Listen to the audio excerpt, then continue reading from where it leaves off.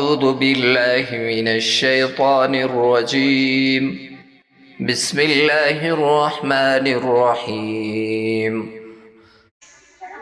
وقال موسى ربنا إنك آتيت فرعون وملأه زينة وأموالا في الحياة الدنيا ربنا ليضلوا عن سبيلك ربنا اطمس على أموالهم واشدد على قلوبهم فلا يؤمنوا حتى يروا العذاب الأليم. صدق الله العظيم. والسلام عليكم ورحمة الله وبركاته.